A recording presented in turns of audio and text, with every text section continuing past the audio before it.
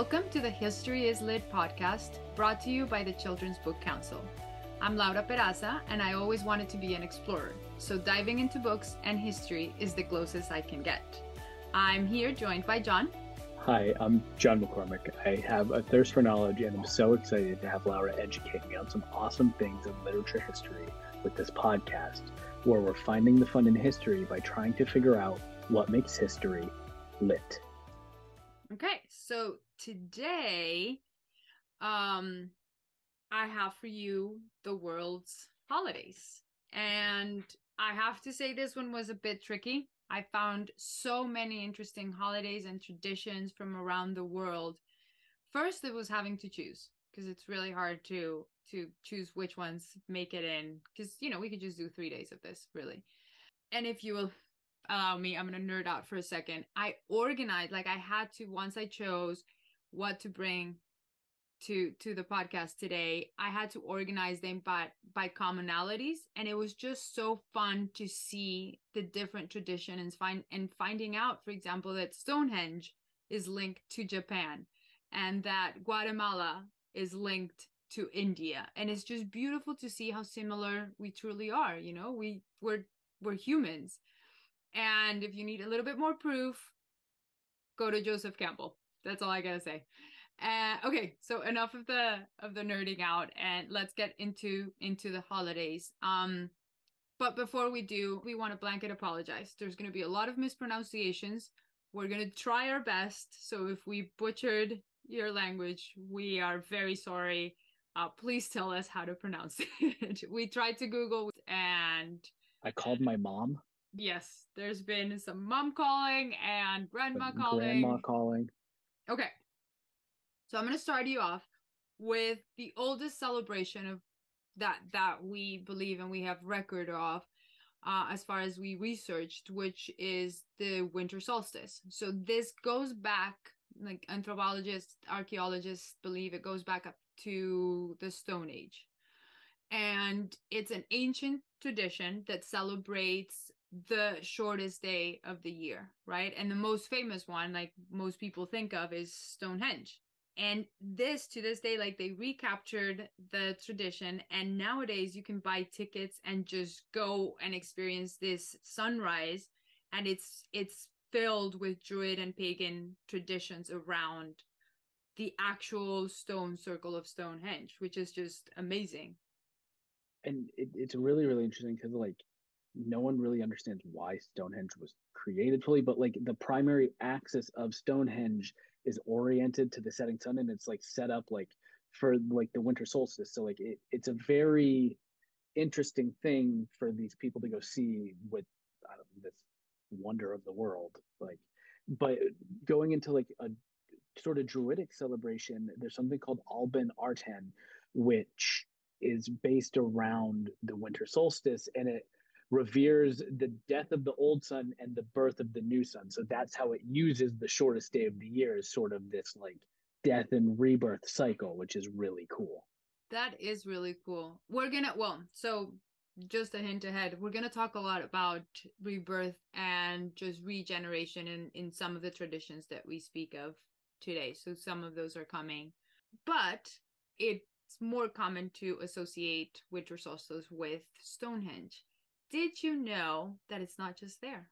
So Asia has that side. So in Japan, there's a tradition called Toji, and it's basically, it celebrates the winter solstice. It welcomes the winter solstice, and it's done with bonfires and using, you take baths in citrus scented water. So they have a special type of lime. It's like a lemon but tastes like lime type thing called jutsu, and you get there are actual hot springs that you go and you can just take a bath in the jutsu for the occasion. And now I want to do this. It just feels like the most rejuvenating thing ever, right? Yeah. And so it's actually an interesting thing I found was it's rooted in this in the Chinese philosophy of yin and yang. So the winter solstice in Japan symbolizes the harmony of balance of the life force. So it's believed that the yin of the cold and darkness are at their most dominant on the shortest day of the year. So like once the yin passes, the yang of warmth and light will be upon us, and soon like spring will return. So like the winter solstice is a time of like celebration too, which I find really interesting. It is absolutely interesting. And we start seeing the connections. Death and birth in the Druids, and now light Yin and yang. and yin and yang and light, exactly, for the Japanese. And well, and you just mentioned, so yin and yang, and China, Korea, Vietnam, and other places in Asia celebrate the winter solstice as well. It's called the Donzi Festival.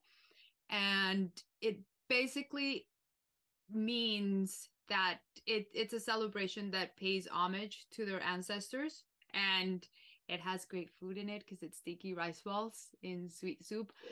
They're called tangyuan, but we're gonna see also a lot of those today. A lot of food, guys. So all I have to say is probably eat before the podcast because the munchies afterwards are gonna be insane. There's such great food. And if you want a little bit of sort of reading material in terms of children's books, there's a book called The Shortest Day by Susan Cooper and Carson Ellis, published by Candlewick, that is a really cool sort of tie-in to the winter solstice. Oh, that's so lovely. I love that.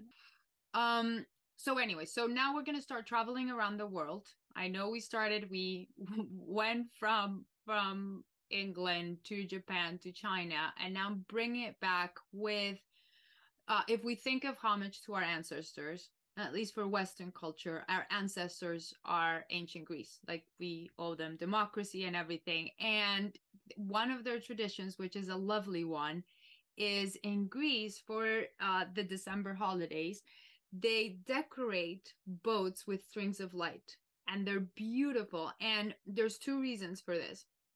The first one is, of course, the ancient maritime tradition of boats. I mean, we know it. And if you need references, just go check out Gareth Hind's graphic novels on the Iliad and the Odyssey. If you haven't, it's absolutely amazing. He's very accurate to the point that he actually illustrated different helmets and shields for the different like for the different characters who came from different islands and different Greek cities, and it was amazing. But I digress. The ancient Greeks have a long-standing tradition of boats, and they started they decorate them before Christmas became a thing.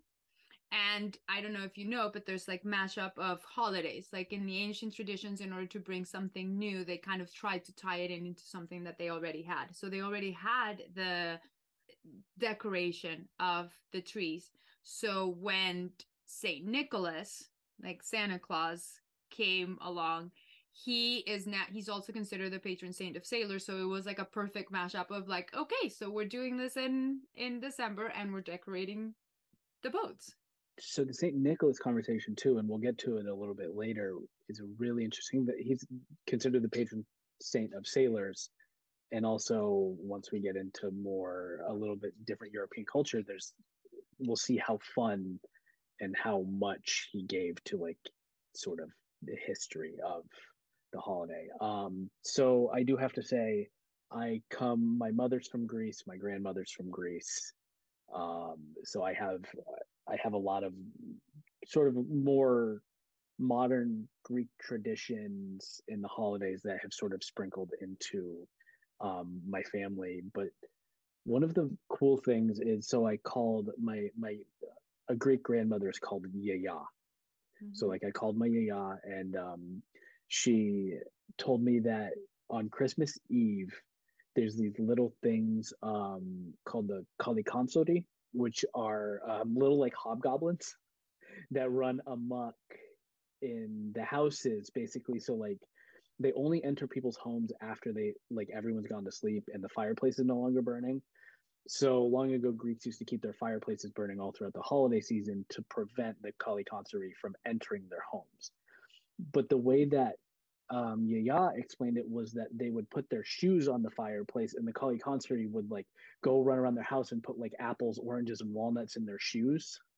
And like that was sort of like their like the way that they created mischief. And then they had this tradition. So like we have a tradition of like Christmas carolers, and the Greeks have something called kalanda, which is like it was a group of like three or four kids who would go around and like sing to the people and collect coins for their singing, and then they would use those coins to go buy gifts for their parents, which is really really cute. That is absolutely amazing. Well, it actually reminds me a lot. So I don't have a lot of notes on this, but Iceland has the Yule lads, which is kind of like that mischievous beings that for them it's a mashup between Santa Claus and dwarves. And they go about and like they give you gifts, but they're also like mischievous, and it's so interesting because like clearly different places, but they have the same concept that goes along. And for example, you mentioned the shoes. So the Netherlands, how they celebrate is um kids leave their clogs, or now modern shoes, near the fireplace. And that is how like the Saint Nick comes, like, well, they fill it in with hay or carrots and for the reindeer, so that when Santa Claus comes, the reindeer can eat, the reindeer have something to eat. So you don't give cookies to Santa like they do in the US, but you leave them for the reindeer who are really doing all the work, and it replaces them, like it gets replaced with little gifts, which is just such a beautiful idea. But anyway, so we've talked a lot, like you said, we've talked a lot about Saint Nicholas and Santa Claus. So let's take a second and figure out like who is this dude and why, right? It's one of the most recognizable figures, and as such he is the representation of a 4th century Greek bishop, and he was there to protect kids. So a lot of the European countries have traditions that celebrate him or show him in their holiday situation. So the Czech Republic, for example, like there are Saint Nicks that just walk around and they have an angel and a devil next to them, and it's usually the kids who dress up as angels and devils, and they're just walking around. And if you're an angel, you get a treat, and if you're a devil, you get terrorized, which is just like mischievous like wording. So kids get to have fun and decide what they dress up as, which is lovely, right? That's that that is really really fun. So like and it's really interesting to me, like so as we talked about earlier, like up above, like Saint Nicholas is the patron saint of sailors, but he's also the patron saint of children. So like the Nicholas, the name in Greek, comes from the words Nike, which means victory, and Laos, which means people. So literally, Saint Nicholas or Nicholas translates to victor of the people or power of the people. So like he is the patron saint of children and the protector of children, which is a really cool. Yeah. Yeah. Maybe, well, I don't know if Saint Nicholas was actually named Nicholas like by his parents, but if not, then probably the name was chosen with the etymology in mind. It's just so interesting. Most of traditions, I know you know, is they are based on something that happened or they're based on something true. But then legend and stories and time takes over, and we get more elaborate origin stories for all of these, which is lovely. So for example, I know we just mentioned the clogs and the shoes, and in Greece and in the Netherlands that they do, which reminded me, and it brought to mind the stockings that we do in the US, like the stockings over the fireplace. So I tried to figure out like where did this come from? Like, is it actually like a Saint Nick, Netherlands or Greek tradition, or is it something that kind of came to be here? And it is actually mostly a story that is traditionally in the US, and there's no clear origin story, but the most popular story goes that this father who had 3 daughters, he was going through hardship and they couldn't make ends meet, so he didn't have a dower for them to marry, which at the time it was basically the only way women could um live or survive. So it was very worrisome, and people were talking about it and they wanted to help him, but he was a bit stubborn and didn't want to receive charity.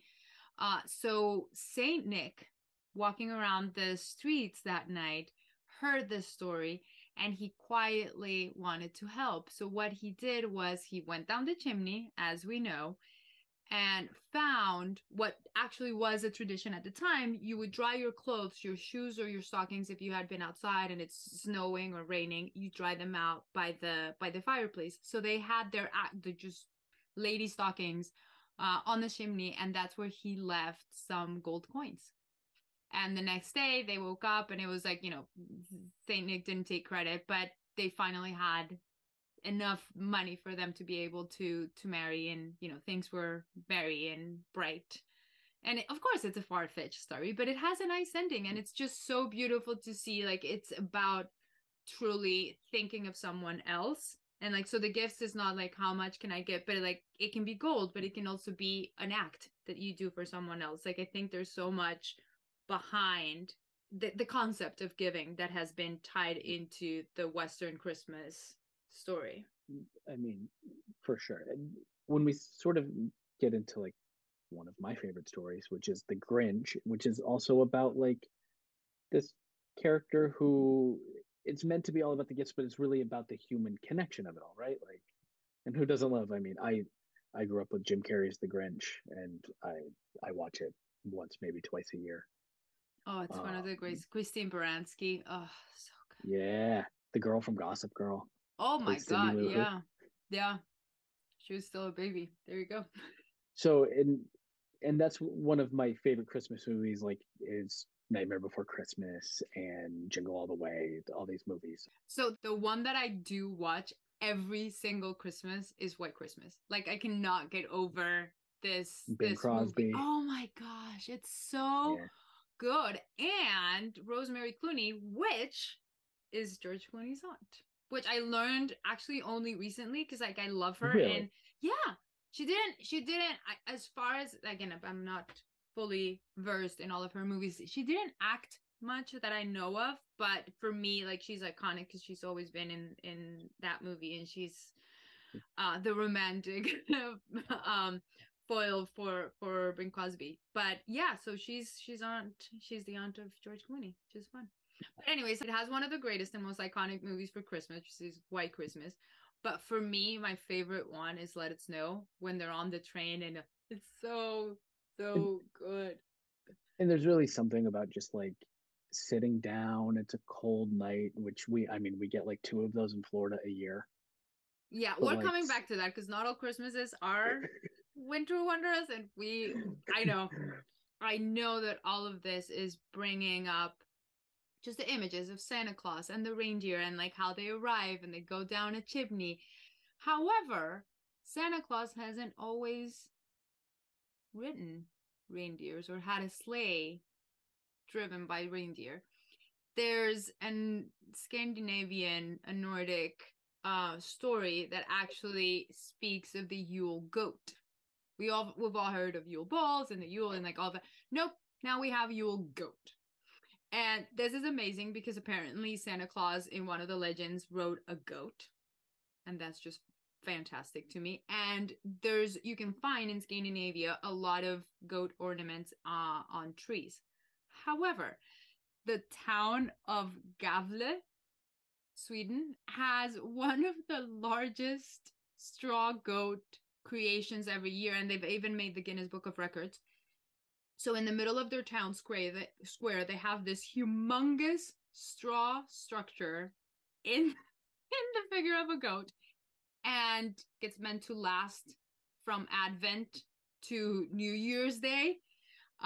So it's really noteworthy because there's also the unwritten and unofficial tradition about sabotaging said goat. So it usually inevitably gets burned to the ground every year. Which brings me to this is Nordic and it's Santa Claus on a goat. So my question for you is, are you ready? I wonder if this has anything to do with Thor's goats. Because Thor, again, he's a Nordic god and his chariot was pulled by goats. um, so Loki, my favorite part of the movie was Thor's goats. Could you picture a goat just like screaming across the air on like delivering gifts and just waking the children up? I know it doesn't. It's just I don't know how it Just works.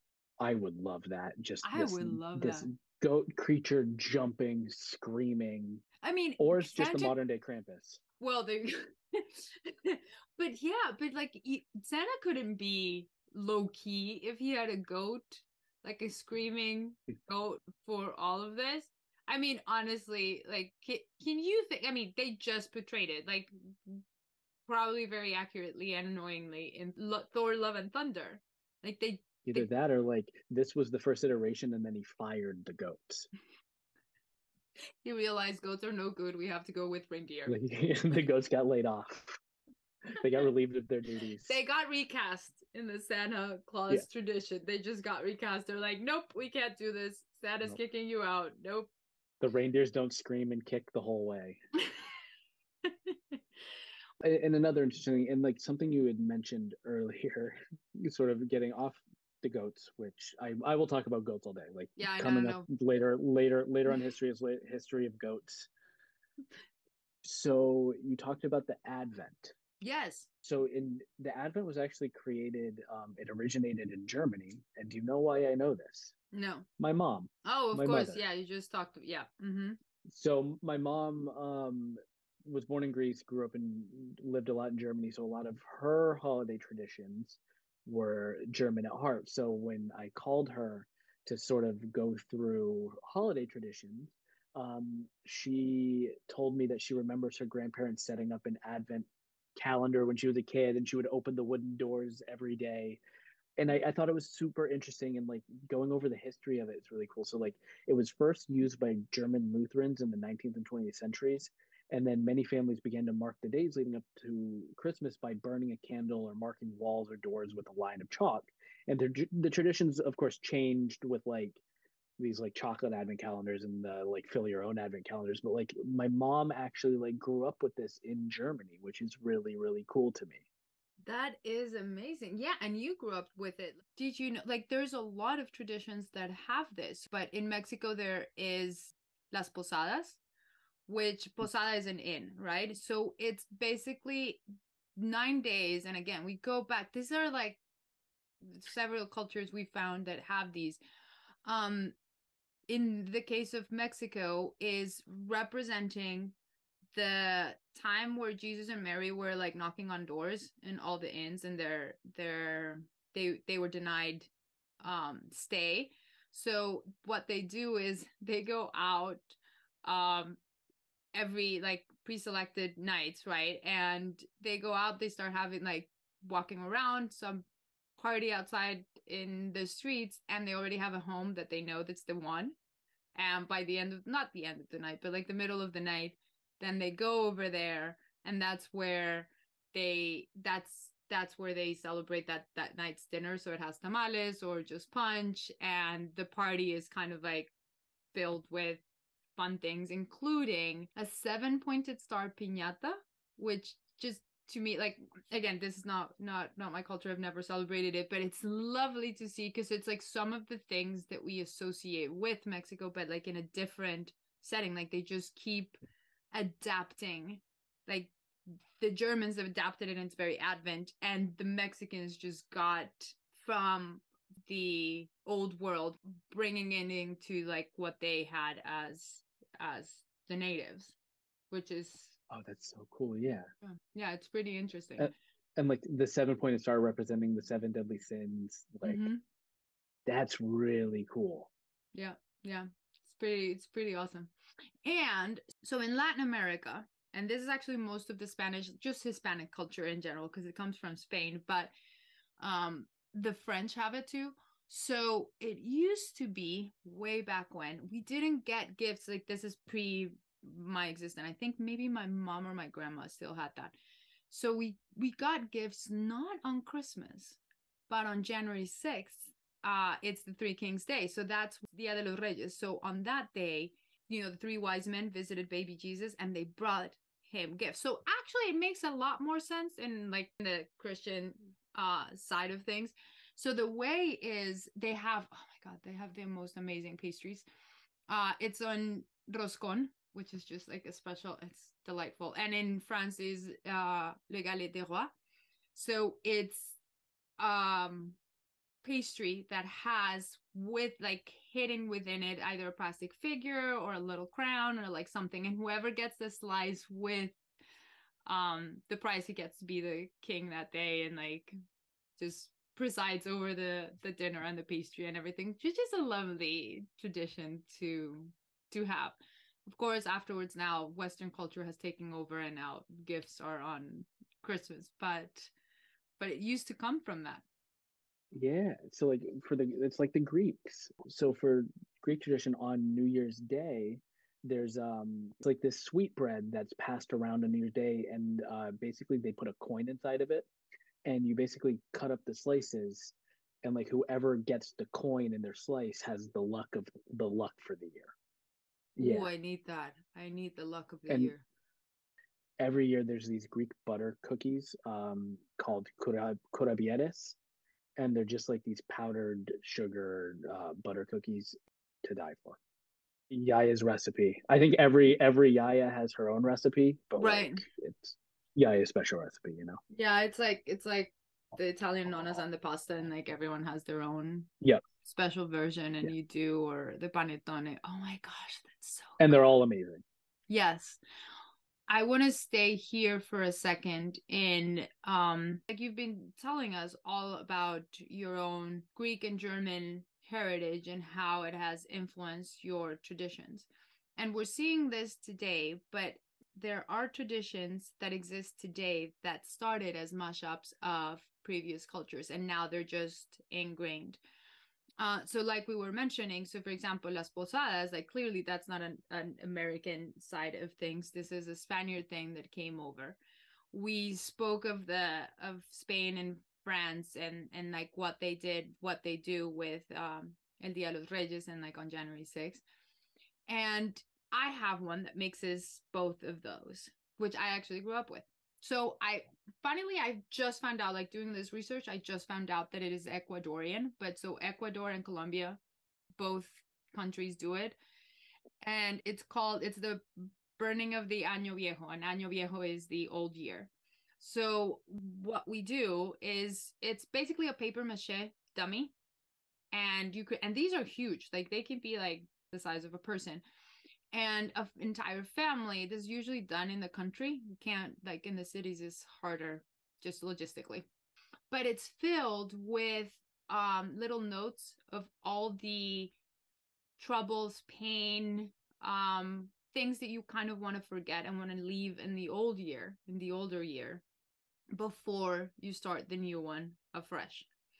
And I've done it and my family has done it sometimes when we're out in the country, which is lovely. But what I found out is it is actually a mashup of the European and the indigenous traditions. So the Europeans brought with them the concept of time and the end of a year. Like the natives didn't have that in the Americas. When the Europeans brought in that linear time, the natives had some rituals that were it was kind of like regenerating and expelling the pain and the hurt, and kind of like they did some burning of certain things in order to get rid of that. And to me is one of the most fun traditions because it's like there's something powerful about just like you're burning that old year, like I don't like all of these bad things that it like I'm good, go back, bye, and you're starting the new afresh. So it's just very like to me it's very interesting, and it's very soothing. It's actually like there's something about rituals that as silly as they sound, or even me telling it, it doesn't have the same power that when you're actually doing it, which I'm sure it's the same for you with your family's rituals, like the deep connection that you feel with them, right? Yeah, I mean, a lot of this. So, like we've said a couple times here, like it's really interesting to see this like concept of old and new, like death and rebirth, like these things like restarting and rekindling, and like all based around these traditions. It's awesome. It's really cool. It makes you who you are. Like Right. I was recently reading Jacqueline Woodson, which guys plug, previous national ambassador for young people's literature, which is a program by Every Child You Reader and the Library of Congress. Check it out, it's great. It's a book called El Día en que Descubres Quién Eres, which is the date that you discover who you are. and it's illustrated by Rafael Lopez and translated by Teresa Mlower, which I think it's so necessary nowadays. Most of us started to, like, we do come from different traditions. Then we start bringing all of these elements and creating these new traditions, which is just lovely because, like, some of them again are ancient, but others are just so much closer in time to us, or are just adaptations of what used to be. And so yeah, so it's a great celebration of, like, just renewal, and you leave the old behind, the old year, as you start the new. And I feel like that, I mean, we've mentioned it before with the yin and yang, but I think this is like a recurring theme in different cultures. So for example, Native Americans, they have like a few of their celebrations for December are about the sun and winter, or are about the renewal that they do in during that time. And it didn't used to be necessarily December, but because of the influence and that mashup of like what's happened with Western culture, it has turned into like a sometime in December type of celebration. So for example, the Hopi and the Zuni have a celebration in December 22nd called Soyal, and it is a ritual of renewal and purification. So like they do this sometimes like before December 31st. Different cultures within the Native Americans have different celebrations that are doing exactly the same thing. They're just renewing. You're like, it's a change of cycle, and I feel like we all need this, and doesn't always happen in December. So for example, in Hawaii, the Makahiki is the New Year first of all, but it happens in October. They get the celebration of the god Lono, who represents fertility and music and rain, and it has the phase where they just purify, and it's kind of like a spiritual cleansing, and then you go and celebrate with hula dancing and some athletic competitions, and finally you just test the tribe's current chief to just to make sure that he's still a worthy leader. Good checkup. Yeah. We should adopt that one. Yeah. But it's very interesting to see the same theme that is happening across cultures, and even if they mash up with someone else's tradition, the essence is still the same. And even with it being a mashup, it's so singular because it's singular to like there each sort of tradition is becoming its own thing, which is a beautiful thing to see. Like we're watching different cultures in different places sort of take these old ingrained adages and make them their own, and use their own traditions and sort of cultural nuance to create something that is wholly theirs. Yeah. Literally wholly theirs is Guatemala. They have, so it's called La Quema del Diablo, which is the burning of the devil. And it's their own version of the cleansing. So they set bonfires outside of their homes, and it's burning effigies, like piñatas that represent evil, and they're just purging all the evil spirits, and they're celebrating the victory of good versus evil. And afterwards, it's done. It's celebrated with donuts and fruit punch. Because, I mean, how else are you going to celebrate good over evil? You need to eat some sweets. It's the holidays.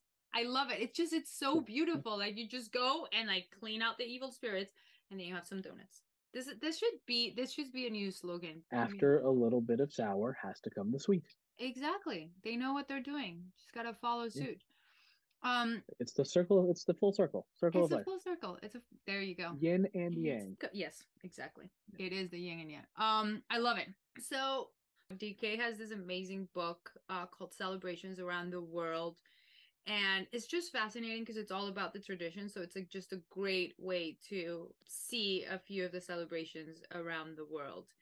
And one of them, like, it takes us to India, and it's a beautiful one. It's one of my favorite celebrations around the world, and it's called Diwali. And this is a Hindu celebration, actually, and it's 5 days where you just celebrate the triumph of good over evil, of light over darkness. So all the whole holiday is all about light. It is actually the holiday of light. Like this is what it is. And it's days of candlelight and firecrackers, and because it's India, it's colors and just absolute, like it's an absolute, it's joy for the senses. Like you see the joy through your eyes and through your smell and through your, like it's, I was in California once, and there's a huge Hindu community where my cousin was living, and I was visiting, and they were celebrating Diwali, and it was beautiful to see firsthand the amazing, wonderful the holiday that they have around. And because it's 5 days, it's just, you just get 5 days of light, which is beautiful. It's one of my favorites. Yes, I'm fangirling over Diwali. And we love the celebration. And actually, we have a wonderful kids book list to tell you all about on our blog, which we will link to. So there's other countries that do the multi-day celebrations, and one of them is the Bahamas. So in the Caribbean, specifically in the Bahamas, they have a celebration which is called Junkanoo, and it is not a carnival. Because carnivals come from Catholicism and Lent, so like it's, we need to be very clear that this is actually an 18th century celebration that evolved because the during Christmas the slaves would get 3 days off, and that's where, you know, they could just joyfully celebrate their community and be with their families. And throughout the years, now it's become a 2-day celebration, one in December 26th and the other one on January 1st, so like right after Christmas, right after New Year's. And it's basically a spectacular parade, and it has dancing and costumes and is beautiful. Like one can go to Nassau even today, and from 2 in the morning until 10 a.m. just contagious music and sounds and drums and whistles and dancing, and I cannot wait. Like it's honestly, it's only like, you just imagine African culture, and they've encompassed that, like they've bottled that into a beautiful celebration of joy and parading, And the and I energy cannot. just has to be so infectious, just to be there and just be surrounded and immersed in that. And just that would be fantastic. Yeah. Well, and it's made possible because it's the Caribbean. So, like, here's where we have mentioned that not all holidays are winter wonderlands. Some of them are tropical paradises. So we have not just the Caribbean and the Bahamas, but we also have down under. So Australia, if you look at the position of the Earth, for Australia, December 25th is the middle of summer. The summer solstice for them has just happened, which is the longest day. So they celebrate Yuletide with beach parties. For them, it's all about just being outside, outdoor venues, longest days. There's a lot of light. And yes, John and I know a lot about it because we're in Florida.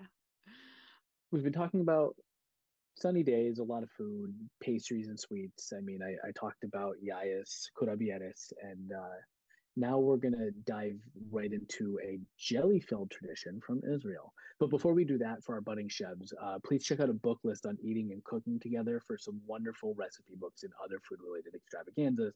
And you'll get the link for that over on our blog and everything.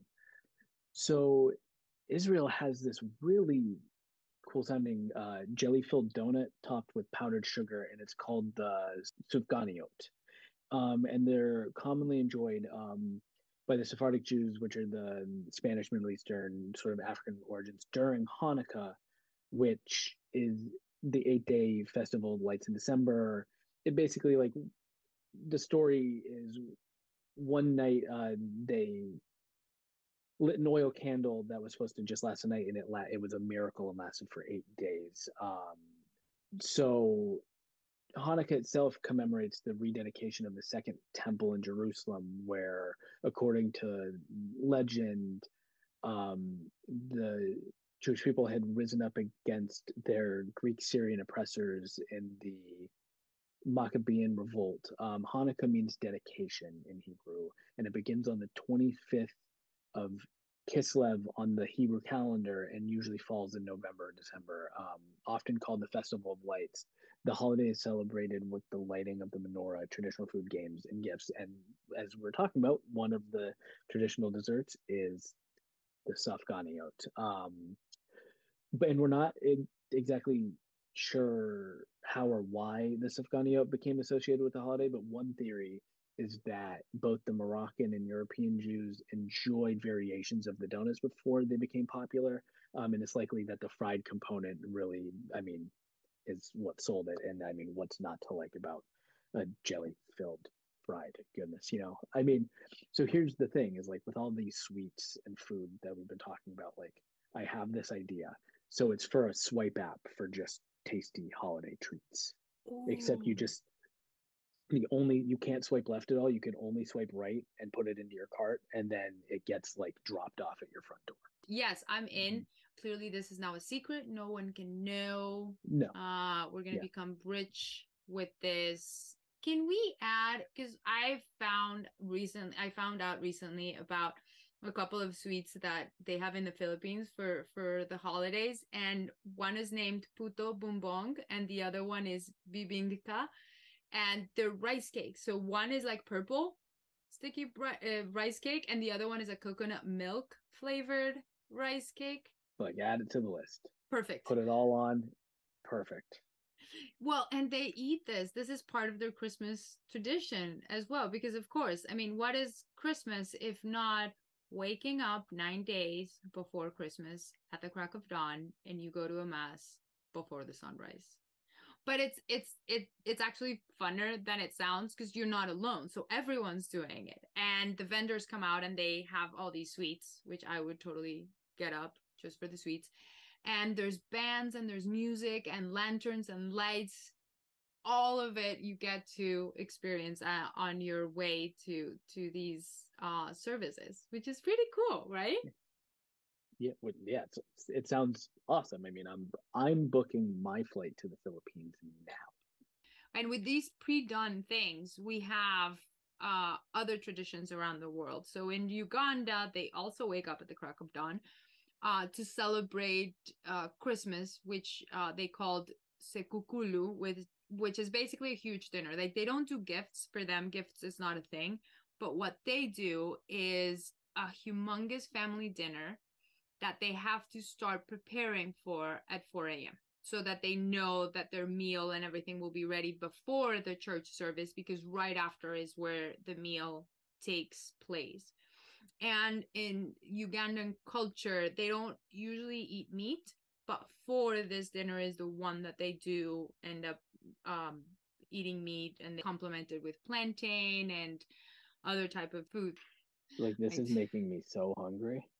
Well, we did warn that one needed to eat before this podcast because there's a I lot didn't. of I food. didn't take. I didn't take our own advice. I know. Oh, and the next one is from Kenya, which they also do. So, funnily enough, in Kenya, it's not 4 a.m., it's December 24th. So, they actually have to start their dinner like really early because they go to vigil before. So, like, they go to church on December 24th. And their service, it's beautiful because at these churches, they actually dramatize the birth of Jesus. They act it out like theater, and the entire village goes, and at the same time, like when it's midnight, all of the churches, all of the church bells across the village and the town ring at the same time and bring in Christmas Day, which is kind of beautiful. And afterwards they go back home to start cooking at whatever 1 2 a.m. and make a amazing feast called Nyama Choma, which just barbecued meat, usually goat, but it can be other type of beef, and they have cornmeal starch and So just to get off of the food before I devour my own hand, it's really it's interesting. You said so they do a lot of their celebrating on the 24th mm-hmm. for visual. So like in my family, just sort of going back towards like almost the German aspect of like holiday celebration. So the actual celebration is on, and we've done it in my family my whole life. It's Christmas Eve. So you do a big dinner and like the gift exchange is on Christmas Eve. So like my whole life, how we've celebrated, I mean, my whole life, really, like since I've been probably 12 plus, like 11 plus, like once I got out of that like kid stage of like I had to open gifts on Christmas morning. Like once I was old enough, we started really moving to Christmas Eve, and we've adopted like we do that still now. Like we'll meet up at like 7 p.m., 8 p.m. on Christmas Eve. We'll have hors d'oeuvres, listen to music, celebrate, like spend time just sitting around talking as a family. And then about 11 p.m., 11:30 is when we start the gift exchange.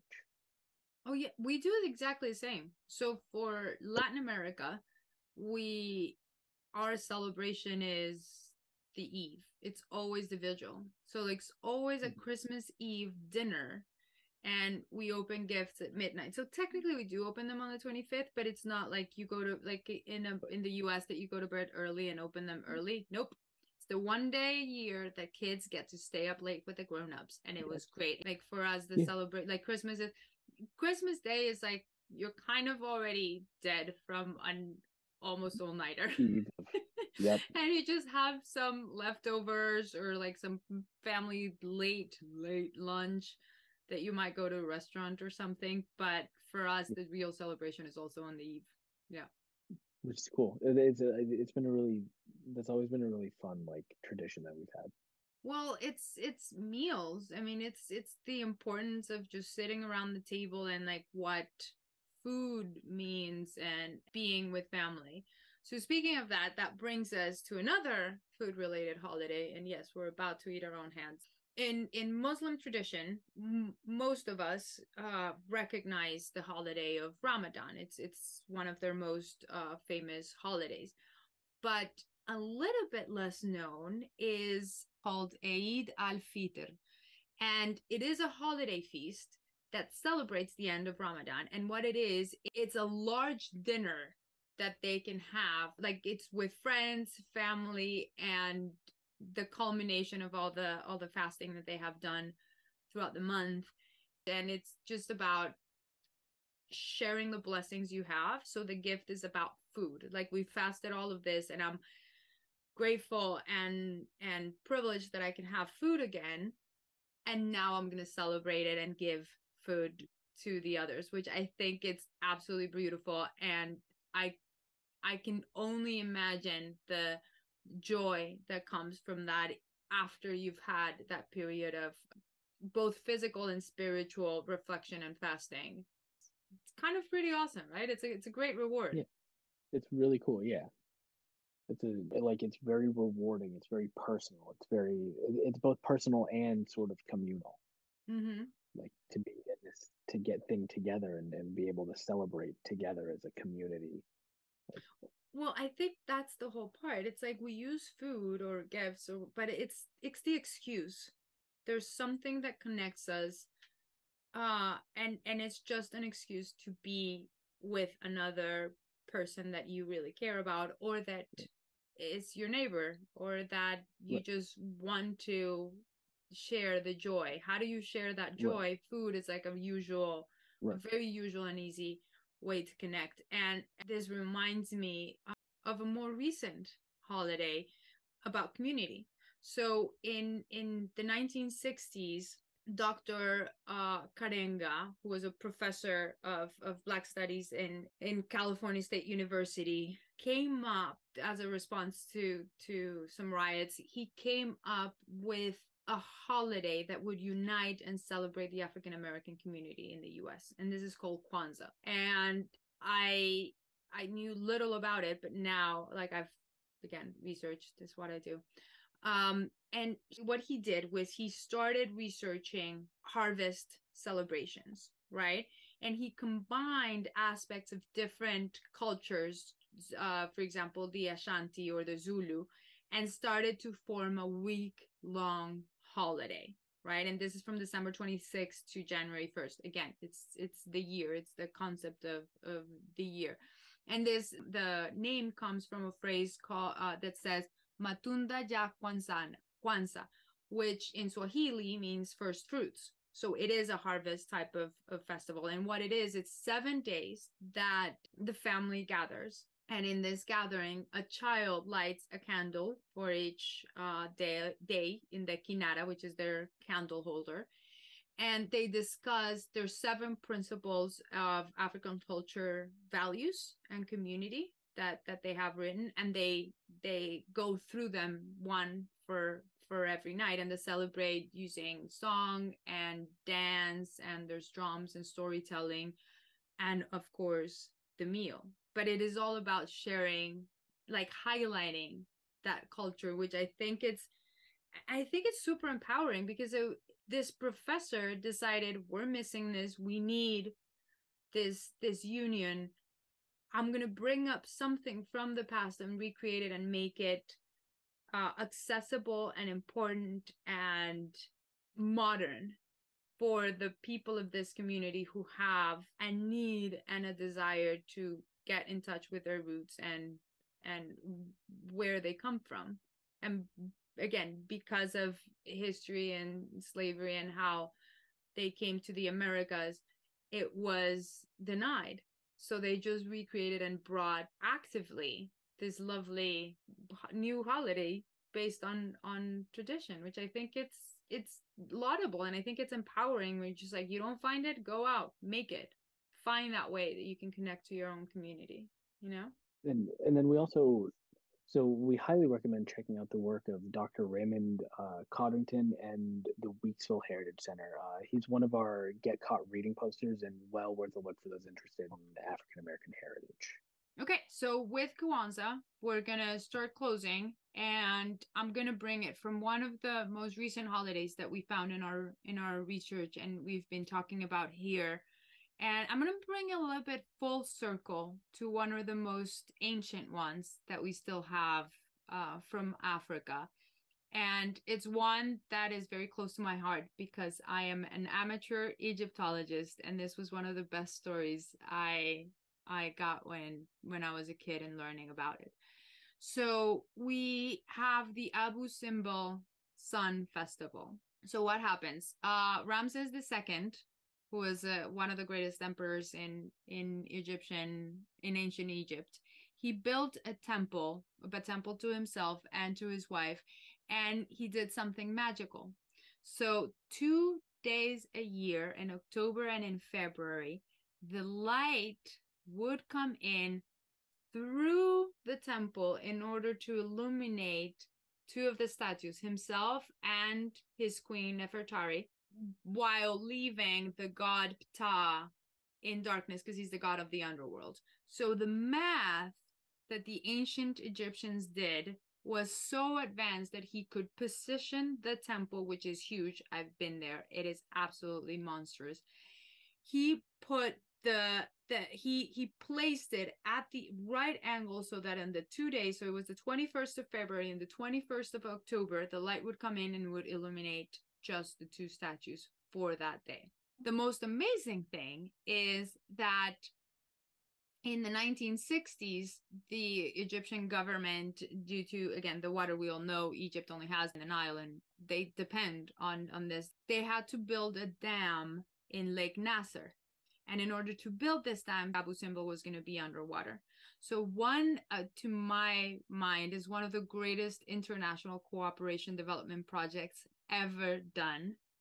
So the entire world, or almost the entire world, they donated machinery, money, and everything in order to move this building, because it is our culture. It is our joint world culture. In order to move it to a new place where, like, it wouldn't be under the dam. And what they did is they had to recreate the math in order for it to still have both of those days. They did it, but because of the position of where the new place was, they had to move it for 1 day. So now it's October 22nd and February 22nd that one can see the light, but it does exactly the same thing. It just illuminates Ramses II and Queen Nefertari. And this, the Egyptians recapture this festival. And now to this day, like today, you can buy tickets, you can go, and there's dances and live music and street food all over, like right in the plateau in front of a boo symbol, which to my mind is absolutely amazing. And I want to recapture, because I know I just mentioned it, but I just want to make emphasis. This was done in the 1960s. The 1960s is, to me, a fantastic decade. Like the amount of things that we accomplished, and yes, we usually just link it to hippies and peace, power, and love, but really, it was the decade we just moved an ancient temple without breaking anything, and we went to the moon. So really, it's the little things Tiny, that the 90s, small. tiny, small, Yeah. little projects. Didn't do much. Accomplished nothing. No, it's just very underrated decade, really. Just exactly. So I feel like the only thing we can really close on that is such an astonishing thing, and it's so awesome and showcases the love of keeping together this tradition, right? So we haven't talked about one thing that is a tradition, and it is the Christmas tree, right? Oh, that's right. And I'm going to do it a little bit different because it's something that sort of like goes with my family. And as we've talked throughout this whole thing, it's been a lot of like sort of Greek and German influence is how I celebrate the holidays. So growing up with German culture, there's something called the Weichsnacht Pyramide, or it's literally translates to the Christmas pyramid. But it's in German culture, there are these wooden pyramids that are traditional like decoration, and it dates back to the 16th century. But this art form, this Christmas pyramid, many believe that it evolved into what we sort of grew up with, the Christmas tree. So in the wooden pyramid, there's these candles, and the candles make the fan on top spin, which the heat creates this each layer of this pyramid to move into like this enchanting like play of light and shadow. So like some people put like manger scenes and stuff, or like, but a lot of it's this really cool thing. And I remember growing up with them my whole life. So when growing up, we always had two of them in my family. It was my grandparents, my parents, and I, and we would always celebrate Christmas. So my grandfather had two of them that he bought in like this, had to have bought in like the 60s or 70s. So he was in the military, bought him over in Germany when he was stationed there. But when I was like, oh, I don't know, 9 or 10, I accidentally burnt one of them down. No. So mine, yeah. So last year for my 30th birthday, I had this big box from him and I had no idea what it was. And I opened it and he gave me his Christmas pyramid. So like it's this sort of like symbolic, it's been in our family forever and ever. And he gave it to me for Christmas to have as a keepsake, since like I'm now building a family and like doing our own Christmas. So like that's the sentiment of it. Like I know. That's beautiful. So with the holidays, and a lot of what is so beautiful about this discussion and what we've been doing is it talks about tradition and family and celebration and joy of people connecting. And that's sort of what it's all about, right? Is small gestures making the biggest difference. Yeah, it's all about the tradition. I love that. So without a better story and moment to end our very long podcast, we want to wish you all happy holidays, however you celebrate them. And please share with us your beautiful traditions from wherever you come from and how many mashups you have for yourself and your family. Come back next episode for more journeys into the book history. The History is Lit podcast was brought to you by the Children's Book Council, and you can find out more about these topics and many more at cbcbooks.org/historyislit. Thank you. Happy holidays.